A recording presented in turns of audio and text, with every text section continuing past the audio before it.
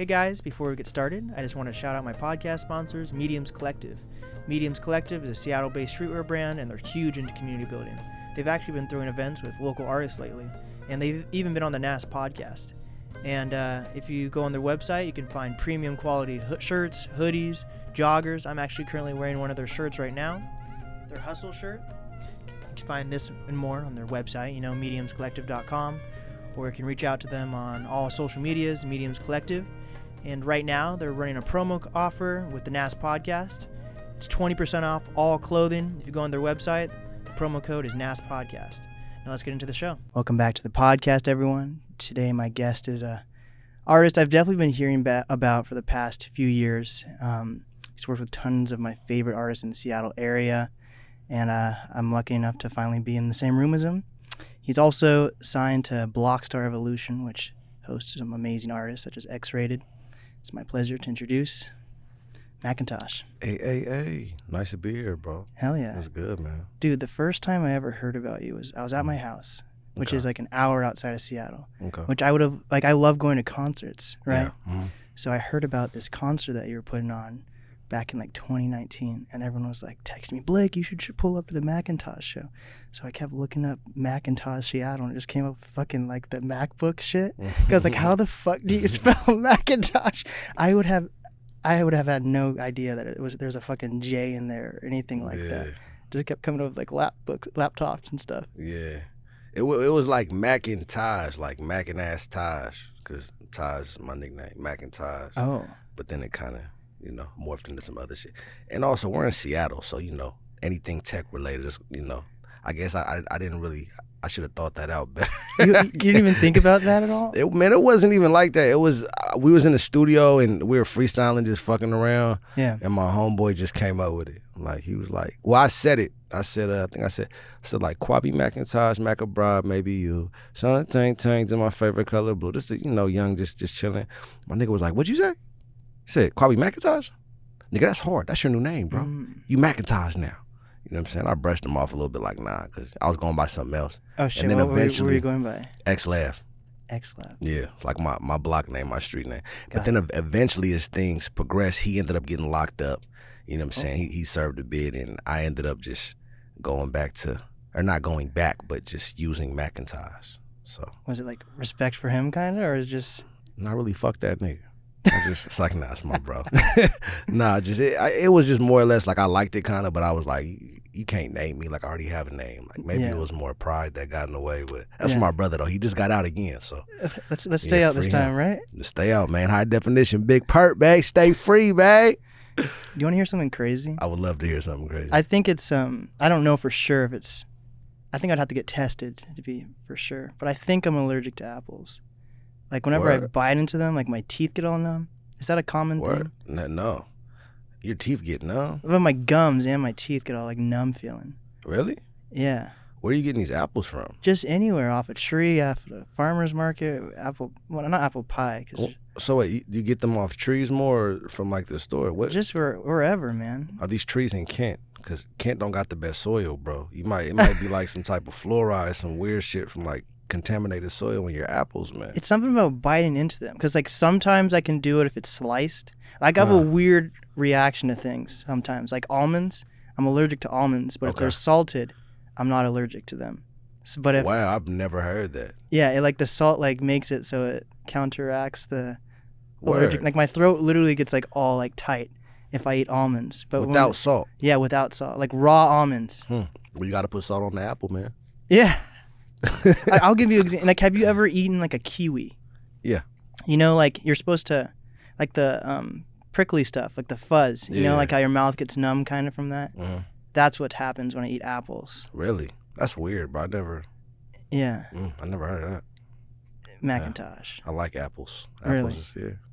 Apples is cool. I like Treetop. I think Treetop got the best apple juice. Oh, I hate apple juice. It makes me want to throw up. Really? Yeah. I think of pee too much. I like apple cider, but when you think of apple juice, and apple cider, that's just hot apple juice? Yeah. I really have a weird thing about So the cold apple juice reminds you of pee more than the warm apple juice? Oh, shit. Message. Oh, God. That's crazy. So I was listening to you had a radio show episode with like Casey Carter, and you were talking about like an album that was supposed to come out, and I never saw it. What was it called? It's called like Maya. Yeah.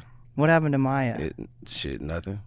Oh. Maya, we aborted Maya. Unfortunately, rest in peace, Maya. It was, man, like a lot of times I'll just have like a body of records, a body of songs, and I'll just have a name. Yeah.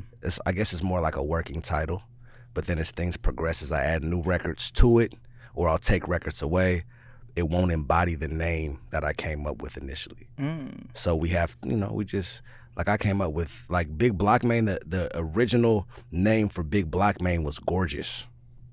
Right? It was supposed to be on some like other type of shit. But then we did the Pastor's House record. We did the Look Up record. We did the Ain't Fair record. We had all these different records. I'm like, bro, we can't call this Gorgeous. Is that inspiration from like Ludacris's album?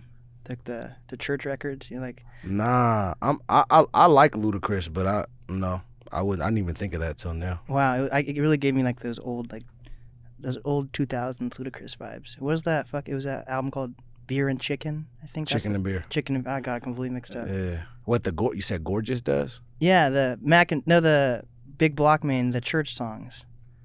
It's like he has like that Hush single and all that. Nah, bro, I don't even like when I think of artists in that genre with like the live instrumentation, which is what you're talking about, right? The live instrumentation. When I think of artists in that genre, like the first one that would come to mind to me is Ross, even though he has like faster tempo records typically. Rick Ross? Yeah. Oh. Bro, he made this live instrumentation shit hot. Like I can't even think of what's a Rick Ross song that has like a live instrumental? Bro, just his albums, bro. Port of Miami 2. I mean, anything Maybach music related, like, bro, that motherfucker like boss, brings on, yours was better. It's good. We'll keep Wayne Stop. Well, yeah. Checkers. Lemon Pepper.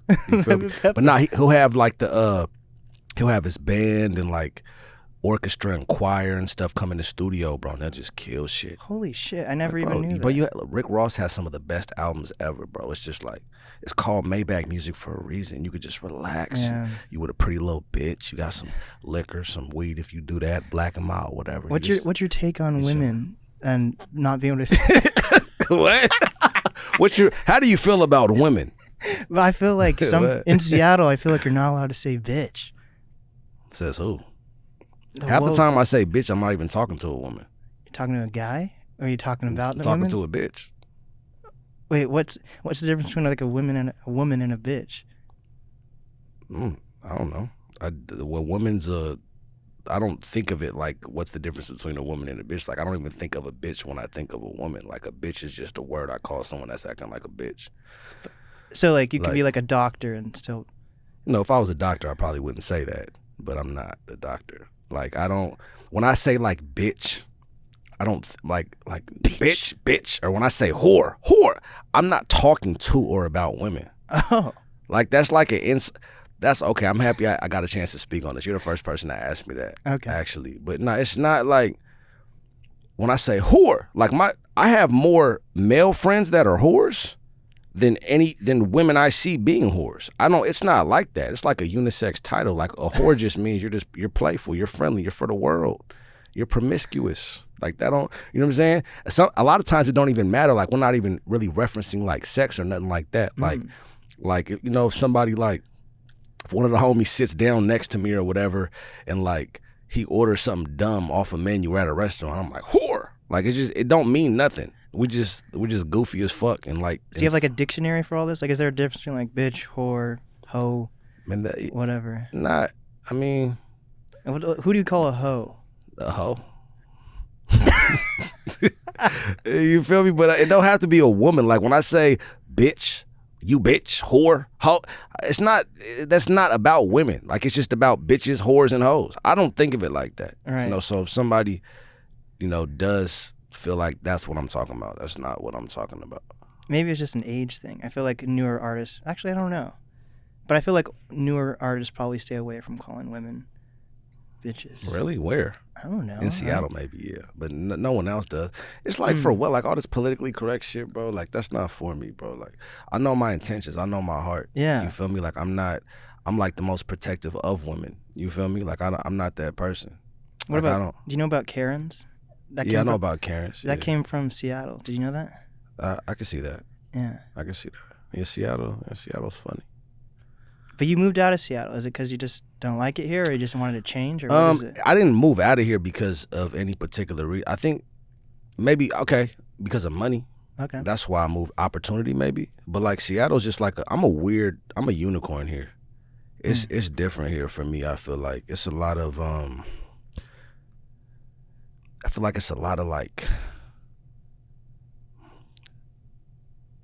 hypocrites and stuff here. Like, one thing I feel strongly about that's like very interesting to me is like the music scene. Like, when I say the music scene, I mean like the curators, the booking agents, the show buyers, the venue owners. Everyone stands on this Black Lives Matter thing. Black Lives Matter, we're for the people, this and that, but they pick and choose what side of the black story they want to tell. You feel me? They won't book somebody that's talking about drugs and guns and stuff like that. Then they'll say, well, we don't want that type of energy here. But that's part of the black struggle that was created by oppression that you seem to stand against. Do you not stand against it? Wow. There's a difference between glorifying it and recollecting it. You feel me? Like, for me, like, music is therapy, right? So a lot of times, like, I'll have songs to where I make certain references about X, Y, and Z, whatever. It's not me glorifying things. It's me talking about my upbringing, my childhood. It's me getting it out there because it's the art form. It's the platform. Black people always make shit cool. We made our pain trendy. We make money off our pain now. Yeah. But the talent buyers and shit like to pick and choose who. Capitol Hill Block Party likes to pick and choose who they put on this bill. I don't want to pick on anybody specifically, but I'm just being real about it. If somebody got a problem with it, they got a problem with it. But like, people like to pick and choose. We're going to put this person here, but leave him out, and this person here, and this and that. Everyone stands behind this veil of, well, we have to be politically correct and do what the public thinks is necessary, and we stand for this because Black Lives Matter. But do all of them matter? If this person can't tell a story, you know what I'm saying? Nacho Picasso doesn't have the same story as Saul, and that's fine. They're both dope black men that make great art. Saul's black? Yeah, Saul's black. I thought he was black. I think Saul's a nigga. Saul, what's up, my nigga? I just saw Saul, that's my nigga. But Karma, maybe. Okay. If we want to say Karma, let's say who else? Let's say damn, who else? I don't know. I can't think of anybody right now. But X-rated. Okay. X-rated doesn't have the same. Well, the X-rated definitely don't got the same story. But my point is the curators here like to pick and choose which side of the black story they tell. Me, I just do my own thing completely. Like, I had a song called Killers Don't Cry, and one of the reasons I couldn't get booked on the show was because, Killers Don't Cry, Macntaj rapping about killing people. Did you listen to the record? It's about a woman. It's about a woman that breaks hearts. That's like, she's the killer in the story. Yeah. You feel me? But they're just so quick to assume 6'2" nigga, he's with all these niggas, he must be this and that. Da, da, da, da. It's just, it's not for me, bro. But Seattle's isn't. That still affects you, like Seattle? No, it doesn't now. No, at the point, like, everyone probably, if you say you want to play somewhere, I bet every venue probably is not going to even think twice. Right? Okay, but that's not the problem. So you're talking about as like for other artists as well. You're looking okay. So the problem I spoke about, I'm speaking about more like the Mafi D's that are coming up. I'm speaking about the Frenchiosos that are coming up. I'm speaking about the young black artists that have a story. Even Louis just did a show at Alma Mater in Tacoma. Yeah. Because he got blackballed from the venue. They blackballed Fatal for how long? You feel me? Like they pick and choose like the niggas they want to support. Now I don't parade myself as like a tough guy or like I don't preach about violence. My music's not about that at this moment in time.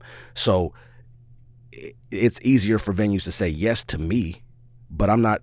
This moment's not for me. I'm just speaking on. I got it. But then again, back to what you said when you said, yeah, I'm sure venues, they want to book you now. Yeah, they do, but on what terms? How much of my money do you want to take?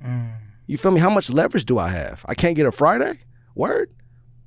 Sam LaChao gets a Friday. Travis Thompson gets a Friday. I can't get a Friday. You feel me? Like, I'm not saying every venue's like that, right? But I'm saying there, and I'm not gonna pick on anybody, but there's certain situations like that. And Travis is a dope artist. I love Travis to death. He's a real motherfucker. He's genuine and he cares about the people. Sam, I haven't spent as much time with him, but Sam is a dope dude. I love his music. Yeah. But me just being real about it, there's definitely like some layer of like hesitancy. Maybe they don't understand the culture. But you're saying the woke. Your point is the wokeness is like a facade. Oh yeah, 100%. They don't care. Yeah. They don't care, bro. Look at Coke, man. Coca-Cola. And I don't parade myself as a woke motherfucker. I'm not, right. Nigga. I sleep 10 hours a day. I'm lazy as shit half the time. But no, I'm saying like Coca-Cola, for example, right? Okay. Coca-Cola, they had their logo on the side of buses to where black people had to sit in the back of. Okay? For years, right? You know what changed it?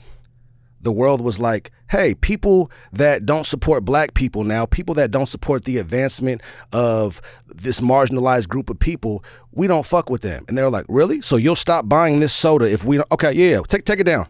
It's you know what I'm saying? Like it only became bad to them when it became bad to us. It's just like everything else. I see it a lot in like Hollywood TV shows and movies, like even cartoons. Yeah. What was it? I don't think it was Rick and Morty. Let's just say it's Rick and Morty. So let's say there's like a white person playing like a black character. Like people like that are getting canceled. I'm like, it's a fucking cartoon. Like, why do you have to get that woke? Bro, there's people that are bad people that say things they shouldn't say, and there should be repercussions for that. Yeah. But then there's a point to where certain people might embrace victimhood a little more than maybe they should, just because it's trendy right now, or it's easy to get someone canceled because they don't have the same point of view as you. Yeah. And that's just shit. I'm immune to that. That's just not, those bullets don't hit me. You're a big block man. I'm a big block man. But not that I'm better than anybody. I'm not saying I'm better than anyone. I just don't give a fuck. Like, one, there's nothing for me to say to, I mean, if what I'm saying now that's real offend you, then fuck you. Like, I don't, whatever. Or maybe it's not fuck you. Maybe let's have a follow-up conversation and maybe you can understand my point of view. But most people don't want to talk. That's okay. Yeah. I don't want to talk either. We just on a podcast right now, so we chilling. Yeah. But if, a lot of people don't got to talk. They just got to listen. So if they want to listen, they can listen. I'm here for that. Yeah. But it is what it is, though. Like, people are weird, man. Yeah. I've been noticing it a lot during the pandemic, and that's something I'm coming to grips with. Yeah. How weird people are.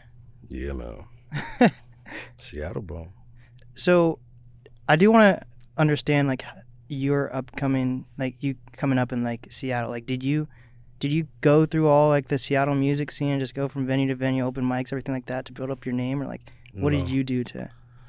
In 2017, was it 2016, I think it was, I got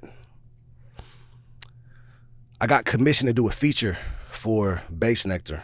Mm-hmm. He was a big EDM act at the time. So I did this feature with him, and that just led to other opportunities. We got like one of the official songs of the 2017 Winter X Games, and then I got to collab with a bunch of other electronic acts. I ended up Levitate. Yeah, Levitate, my brother. Shout out Levitate. Black Tiger Sex Machine, Kaiwachi, Hydraulics, Oski, Lucid, some other cats. So like I was in that scene a lot, and I was just touring and doing stuff like that. And then I started making solo music. And then as I made this solo music, I just, kind of, I guess, what's the word? I just capitalized on the momentum I had from the EDM stuff. And, I just traveled a lot. I sourced my own money from independent investors. I built my platform to a point I felt like it was adequate. I hired legal counsel. I hired my own management. I got my own booking agent. I just started to build everything up myself. And then we got to a point to where we felt like we had enough to where it was time for a partnership so we could stop spending our money and start spending other people's money. All right. And so, yeah. Wait, how'd you get into EDM, though? Like, he just hit me up for a feature, Bass Nectar, at the time. And Bass Nectar's not from Seattle, though, at all. Man, he's from Denver. It was he's another person too that he got canceled. And I want to say recently this, or like a few months ago. It sounds like he actually got canceled for like a real reason, though. If I'm being real with you, I haven't spoke to him. I don't know what's going on, but I just saw screenshots and it just looked like he was in like a younger woman's DM. Which, I mean, you do that, you're a piece of shit. But so I don't know if it's true. Then I mean, fuck him. But at the time, he did a lot for me, and this was before all that happened. So okay, yeah.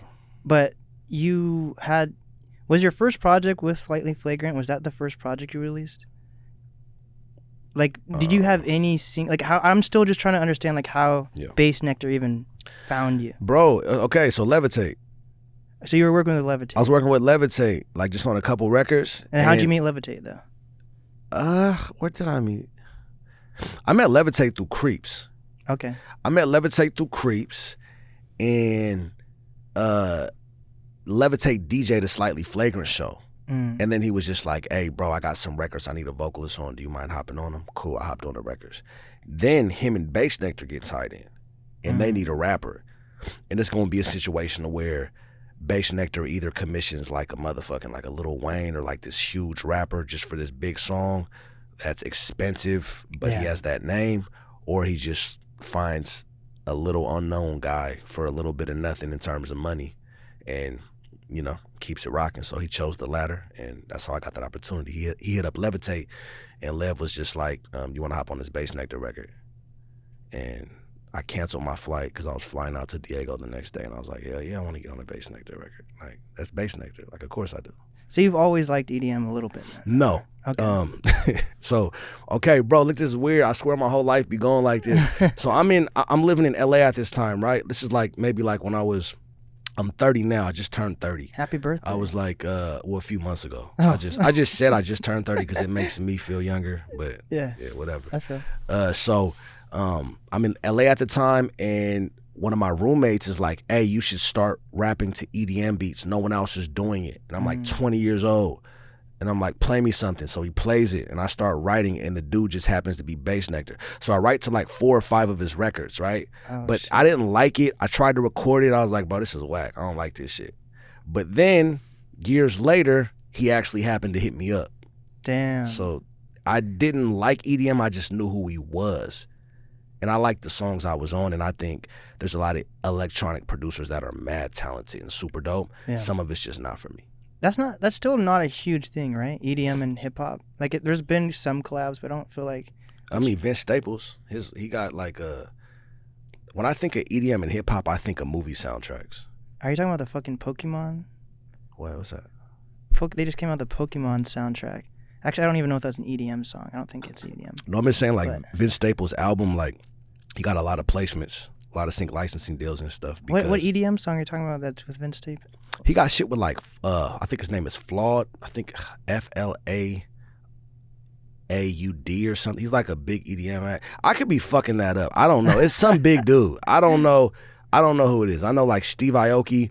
Yeah. They were touring with Designer and Designer and some more people and shit like that. I just know like there's like always kind of been like this flirtation between hip hop and EDM. Right. But basically, as an artist, you didn't have to like. Do you think it's necessary for artists to go through like the music scene? Because it didn't seem like you didn't really have to do that though. So is it just your journey's just completely different, or? Well, like, what do you mean? Like, I feel like there's no like one way to get into like the music industry or whatever, right? Yeah. But I feel like a lot of people's advice to even just start making music is, you make a song, go to an open mic, do open mics for a couple months to a year or so. Then you go to a concert venue and just continue to build your way up like that, which could take years at a time to do. I think that's an outdated roadmap. But during that, when you blew up, you started getting traction, you said around 2016. So even in 2016, that was still probably something that was relevant. Maybe in Seattle. That shit, okay, cool. Whatever works for the next person, that's dope. Like, if it works for you, you should do it. But my thing is, like, we got the internet. Like, you don't gotta open mics and this and that for who. Like, right. I don't know. I wouldn't do that. I guess. What's the question? I guess is the question like. So do you realize that your way of coming up is radically different than most people in Seattle? I mean, well, bro, a lot of people like. I flew out and sourced my own money. Like, I flew out and I hustled for everything I had. Like, I articulated my vision to people, and I got them to buy into it and believe in me like I believed in me, and see the Macntaj brand that could be sustainable and profitable for, generations to come. I got them to see that whole vision, and we're still building it. We're still, maybe a 1/5 of the way through.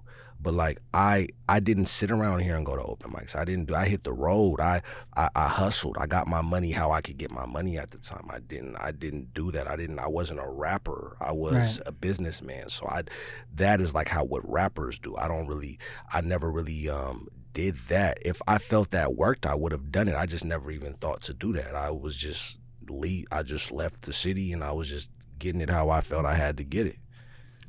But like for you, it didn't take you. Well, that's what I try to do with my platform too. You know, like I don't think it has to take someone a decade plus to see any form of success. I mean, but then again, for you, it took you only a couple. Like, how long were you making music when you started working? Since I was 14. See, so how old were you when you met Levitate then? 26. Okay, so that took you about 12 years, then, right? Or like, I'm trying to figure out your trajectory and like how it compares to. I'm not trying to compare people, but I think bro. Okay, so listen. So that stuff's just interesting to me. I know we're not trying to break down your entire past, future, and present. Yeah. Hold on 1 second. He's getting a "you up" text right now. No, I'm not getting it. We're I get a "you up" text at 2 p.m. What the fuck? Or 1 p.m. It's 1 a.m. somewhere, right? Yeah. Let me real quick. I'm sorry. That is an important text, but that can wait. This is more important right yes, now. Yes, sir.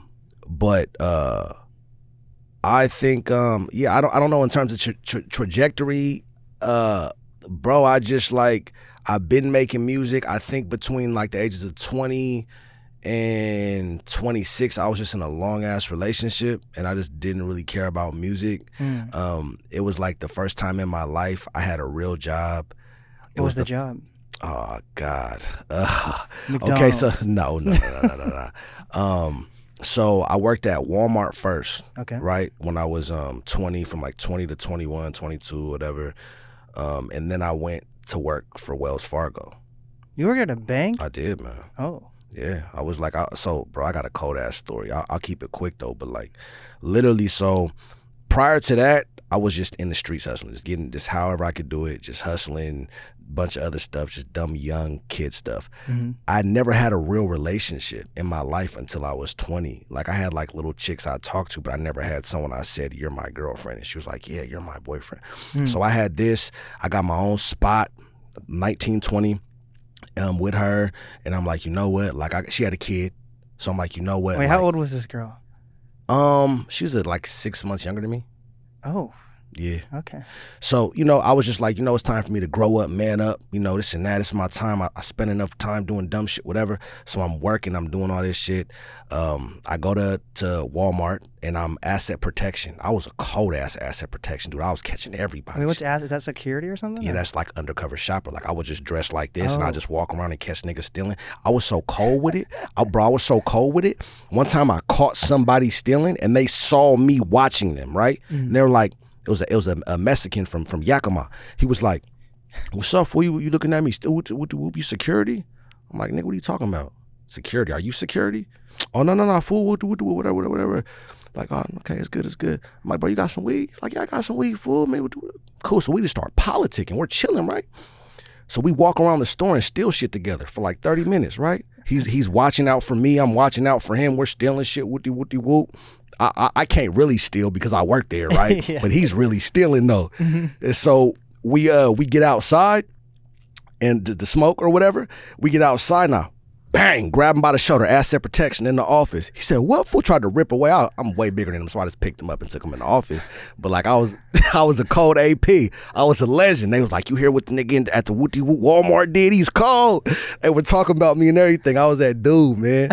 And then somebody I was working with, they went to Wells Fargo, right? So they got hired there. Now all I had is a GED. Right. I didn't have college, high school, nothing like that. Like maybe a year of high school, right?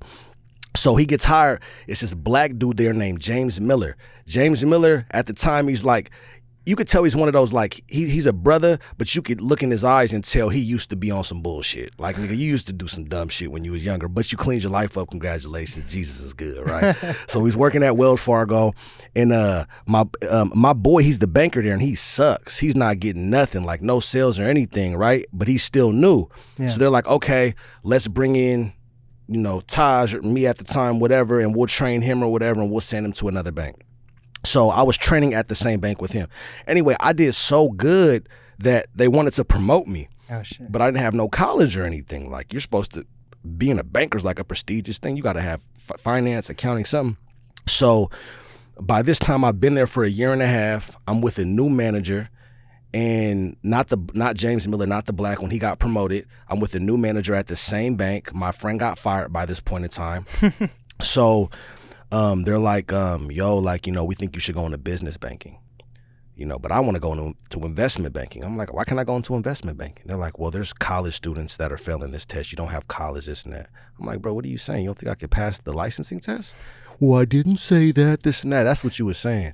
I said, bro, if you don't think I'll pass them tests, you're dumb as fuck. I didn't say as fuck. I didn't say that, but I said you're dumb. Yeah. That's really what I said. Bitch. So I go above him and hit up his manager like, yo, like, I'm about to quit if you guys don't do this for me. Like, and I'm the top banker in the state. I got all the credit cards. I got all the checking accounts. I'm like that dude. The right way, too. I didn't do no weird shit. I know Wells Fargo got sued. I didn't do no weird shit. Just gift the gab, right? So they end up sending me to take the test. I pass all 4 of them. I get my licensing. I get licensed in my Series 6, my Series 63, my Series 65, and my life insurance. Pass all my tests just with a GED. Came back to the bank, and the manager was like, congratulations, Kwabi, I always knew you could do it. The same one. You know, so bro, I don't even know how we got on that, but I did work at Wells Fargo. I quit there. You quit? How long were you working there for, though? Like maybe 3 years. Oh, shit. Yeah. That's crazy. Yeah, so we were talking about trajectory, right? Yeah. So a lot of my early life, I was just being a man. Like, I started being a man early, so I wasn't really focused on music like that. Having a real job was new to me. I've never had a real job. Mm-hmm. You know, being able to, like, feel responsible and, like, get a paycheck and pay rent and have my own spot and just be able to do shit I wanted to do, I never had it like that before. So I was enjoying that. Damn. And then me and this chick ended up breaking up. I ended up saying, fuck all this. I don't even really want to do this shit. Do you talk to the kid anymore? I tried to. When I signed my deal, I put some bread aside for her.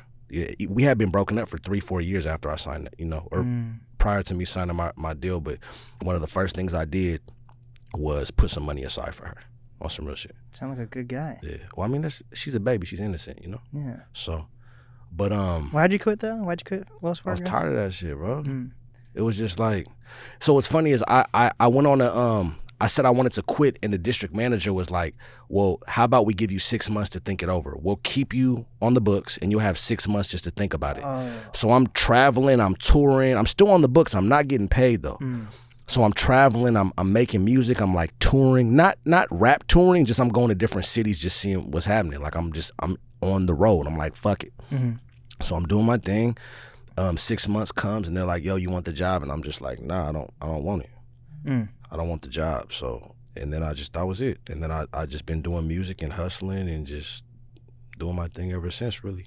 And that was like around the time I got the Bass Nectar collab. And then now we're here. Damn. Are you good at saving? At saving? Yeah. Yeah. Why invest? I have my licenses. So you learned that from Wells Fargo, though? Were you like, I learned it from the textbook. They give you a big-ass book and say, pass the test. That's how they do it, bro. You come, they give you, it goes from easy to hard. So there's 4 tests, okay? Yeah. So they give you the first book, second, third, whatever, so on. You get the book, they say you have 2 weeks. So you can fuck off those 2 weeks. You can go to you're getting paid. You can go to Cancun, chill, whatever. But then when it comes time to pass that test, if you fail that test, you have to come back to the bank and you're out of the program. So I took it so seriously. I would study to the point to where, like, I overstudied, bro. I overstudied and barely passed because I didn't know nothing about money. I didn't know nothing about credit cards prior to me working at the bank. So now you take a kid from the ghetto with no experience, you give him a year to learn about bank accounts and stuff, and now I'm expected to consume this vast knowledge of the financial industry and how mutual funds and ETFs work and options and calls and puts and all that. And you're just like, what the fuck? So I had to really take it seriously. If I wouldn't have spent like 20 hours a day studying, I would not have passed them tests, bro. Them tests is hard as shit. Damn. I'm just trying to picture this. So did you have like your own cubicle and were you wearing like a suit and tie every day? Or? Nah, I went to the crib. I just went home and just... Like when you were working at the bank? Then. Oh, yeah, I had my own office. Oh, that's dope. Yeah, bro. It was cool. It was cool as shit, bro. I had some Seahawk players and shit was my clients. It was dope. It was dope. Hell yeah. So when did this Bloc Star Evolution thing come around? Because... when I was listening to like the Casey Carter thing, I think that was like 2019. You were already talking to them, but then you only recently signed a deal? Like, how does that work? So the first deal I signed with X-Rated was for no money in December of 2018. He was just, or maybe it was 19. I don't know. It was 18 or 19, but it was December of one of those years. And it was no money. He was fresh out the pen, like 3 months removed. We were in Oakland. We had a studio in Oakland. We had... First, actually, how did you meet? Let's start there. How did you meet? From the same neighborhood. But then why did he hit you up out of anyone? Well, when he got out, he was just asking the homies, like, hey, who's hot, who's hard, this and that. And I'm like the first... You think of... the Gardens is known for... You got SIBO. And that's in Sacramento. You got Looney Coleon, you got X-Rated, you got Brother Lynch Hung, you got T Nutty, you got Marvelous. You have all, it's like a prestigious gangster rap neighborhood, and I'm the only one from that section that makes music that's not gangster rap. You know what I'm saying? Like my biggest songs and who Macntaj is in terms of imagery and branding isn't predicated on gangster shit. Like that's not what I do. So I guess in a way I was kind of like an anomaly in that area. So when he asked the homie like who's the one that's really doing it, whatever, who's the one that's popping, whatever, my name came up. So he called me. We talked for like 4 hours, 5 hours the first time. Went out to Oakland with my investor, signed the deal, put out Trappy Gilmore 2. But no money. No money, not $1. $1,000. I got $1,000 that I paid back. But we put out Trappy Gilmore 2, and then I put out 2020 Sucks, and then I was about to put out, and I didn't put that out under Blockstar. If you look at I put that out under a new label I made just because it was like I figured I wasn't really getting paid, and like it was like X was busy doing his thing, building his own thing, and I knew what he was doing, and I was just like, I'm doing this, and I'm sourcing money from X, Y, and Z, and I made the record label for Andre Blake, which is my brother that passed away. So I made that's the record label if you look at 2020 Sucks. And how easy is it to make? Is making a record label as easy as making like an LLC? You just type the shit in DistroKid, fool. Got it. You just like, that's all I did. It wasn't like I didn't like file a LLC, but it is as easy as that, or sole proprietorship, however, whatever your tax classification is. But I just typed in DistroKid for Andre Blake, and X was cool with it. He wasn't tripping.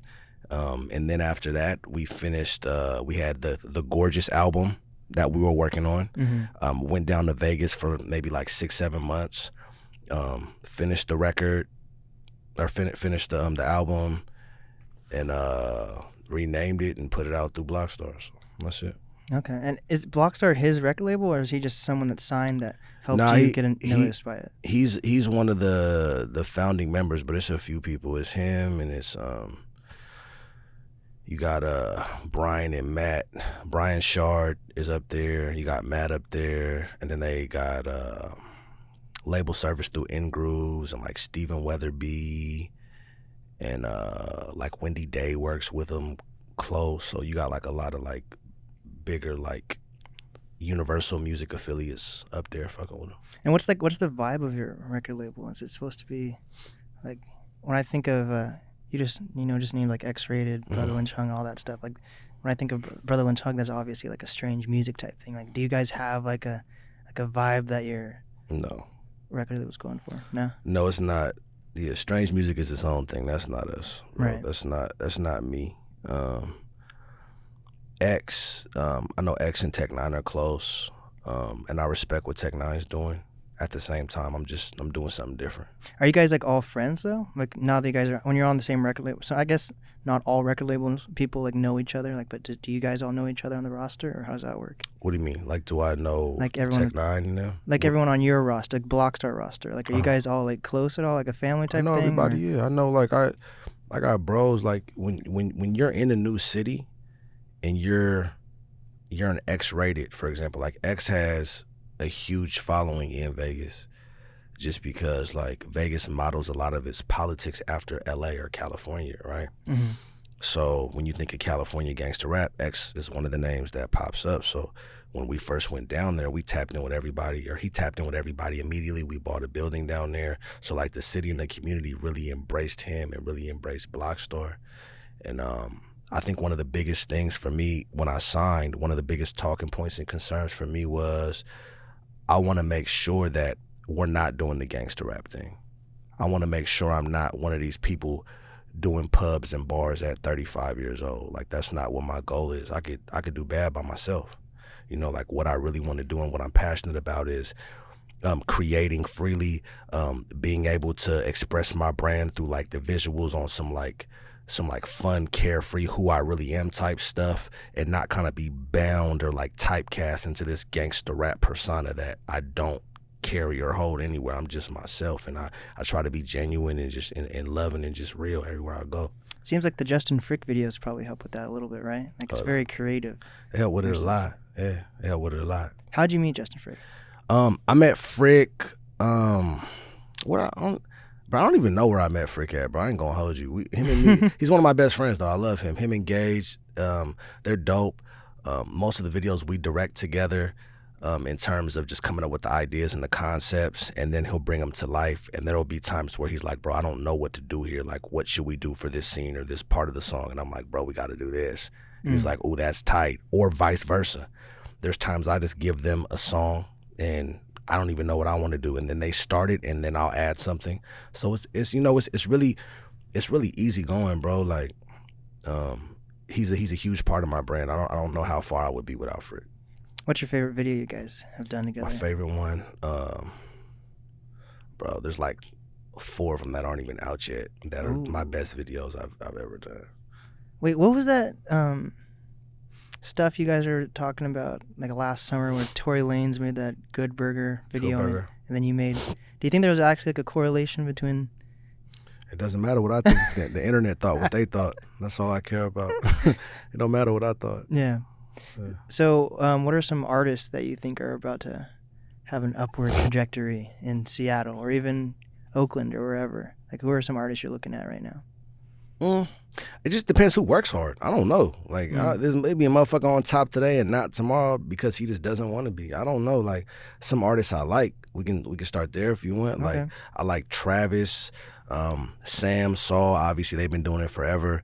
Nacho, one of my favorite rappers ever, Nacho Picasso. I'm a big Nacho fan. That was my favorite interview. Have you seen that interview I did with him? I seen a clip. It was hilarious, dude. That guy was so funny. Nacho's dope. Nacho's a funny motherfucker. Yeah, bro. He's funny.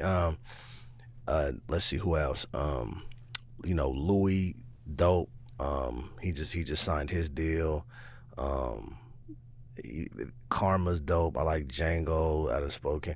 It's just a lot of artists that are dope. Everyone does something different. And a lot of times, like, I don't even pay attention to the music. I pay attention to the brand. And then the brand makes the music more digestible to me. Yeah. Like, I'm just like one of the people that's just like, I like what he's doing, and then let's hear what it sounds like now, right? So it's a lot of artists that's dope doing their thing. Out of the Bay, I like 72 T-Mac. He's hard as hell. I like White Day. That's my boy. I like, I'm listening to Zay Bang. I like Weez Gotti. I'm listening to his shit. A couple other cats too. Hell yeah. I have one more question. Yeah. Is that really a thing where like people can't, if you're like in a gang, that you can't say like something that starts with a C or a that's B? the internet. Like, isn't that just okay? That's the goofy kids on the internet. Nobody does it unless you like, what's his name? Crip Mac, 55 Crip Mac. Yeah. 55 straight. You find me? Like that. He takes it serious. He might, if you ask him that question, he might have a different response. But I say at the end of the day, there's a difference between being a gang banger and a gang member. Like there's certain people that are in a certain situation because from the time they were 6 or 7, that's what all their family was, and they don't even look at it like that. It was just like, if you grew up hearing that, if you grew up attending gang meetings and stuff like that, you look at it like natural. You don't look at it as a way to where you're 20 years old and you're hopping off the porch trying to be something you're not. Right. You know, me myself, I don't glorify any of that shit. I'm focused on I'm just focused on uplifting my people, uplifting like the younger generation. Like I'm really passionate about just like making sure people know, like, whatever you want to do, as cliche as it sounds, whatever you want to do, you really could do. Create, find a way to do it. You know what I'm saying? When shit happens to you, don't ask why it happened to you. Just ask, how can you get out of it? Like, I'm a proponent of just finding a way. So all that other shit, that's, I don't know. I don't consider myself a gangbanger. That's not what I am. Macntaj, and I'm here to uplift and inspire through my art and shit, feed my kids, feed my family. I don't have kids yet. Okay, but I was about my to future ask. kids, feed my future kids and feed my nieces and my sister and my dad and my mama. That's what I'm on right now. So yeah. Do you have any kid names in mind though? If you ever have kids, I want to name one of my kids Garlic. Me and my girlfriend. Garlic? Listen, just hold on. Me and my girl, we getting into arguments and shit. Like when we have a kid one day, his name's finna be Garlic. She's like, nigga, I will leave you, nigga. I will leave you right now. His name will never be Garlic. But I'm like, baby, just think about it. Like, if you didn't know what garlic was, say garlic never existed, right? Say you never tasted it or nothing. And let's just say I just said, hey, like, we should name the kid Garlic. You'll think about it. I don't know, bro. I think garlic's tight. I'm gonna get roasted for this, but fuck it. Maybe just keep it as like a nickname, Garlic. I feel like that's even more insulting. Like, you just gotta own it. Like, nigga, you are Garlic. Your name's Garlic. You gotta own that shit, fool. Hell yeah. Well, is there anything you'd like to promote? I know you got a concert coming up. You have any projects? Oh yeah. Gosh damn it. October 30th at the Uptown Theater. I'm with Sam Lachelle. I'm with Saul. I'm with Django. I'm with Karma. Justin Frick is curating the event. It's going to be dope. It's going to be in Tri-Cities, in Richland, Washington at the Uptown Theater. You got to have like your vax card or get like tested 48 hours, whatever the fuck niggas is doing. You got to just come. Don't come coughing. Just if you come when you're not coughing, we'll let you in, I guess. You better play the COVID cough song though. Bro, I thought about it. I don't think it's appropriate. I'm gonna wait another few months until all this shit died down. But so come out to that. Shout out to motherfucking my brother N. Dawson. I was just on the phone with him. We were just talking about interviews and supporting each other more. So shout out to N. Dawson. Shout out to motherfucking Hustle Man Benjamin. He just dropped a new record on the Blacktop. Go check that out. Shout out to Riker. Riker's dope as fuck. I love Riker. She's been supporting me a lot lately. Fucking shout out to my nieces and nephews, everybody. Shout out to NAST for having me. You're dope, bro. I was late, but you know what? You still made me feel welcome. Yeah, you knew I was gonna be late because I'm a rapper. That's what we do.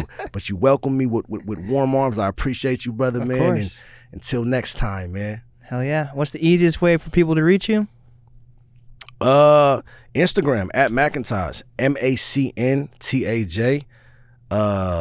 Yeah, just hit me on there, or management at Macntaj.com, MGMT at Macntaj.com.